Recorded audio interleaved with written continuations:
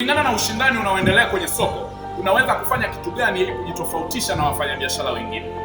Moja ni kutoa huduma bora. Sio unatoa tu huduma, hakikisha unatoa huduma bora.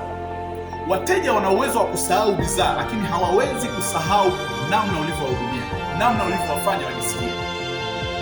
Unatoaje huduma bora? Hakikisha unakuwa na heshima kwa wateja wako. Hakikisha unakuwa na lugha nzuri kwa wateja wako. Hakikisha unakuwa unafanya kuendana na wakati, unawafanyia haraka huduma wateja wako. Lakini kitu kingine, hakikisha unaongeza thamani kwenye biashara yako. Unaongezaje thamani? Hakikisha unaangalia ni kitu gani una uwezo wa kukifanya bila kutumia gharama kubwa. Una uwezo wa kufanyia delivery, lakini una uwezo wa kutoa ushauri na kwenye biashara yako. Lakini pia una uwezo wa kuwaelekeza mwongozo wa namna ya kutumia hiyo bidhaa.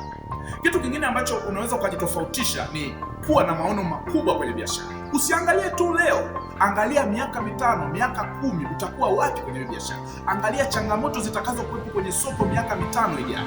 Maana kama utakuwa na uwezo wa kuona matatizo miaka ijayo, utakuwa na uwezo wa kutengeneza suluhisho mapema. Utakuwa na uwezo wa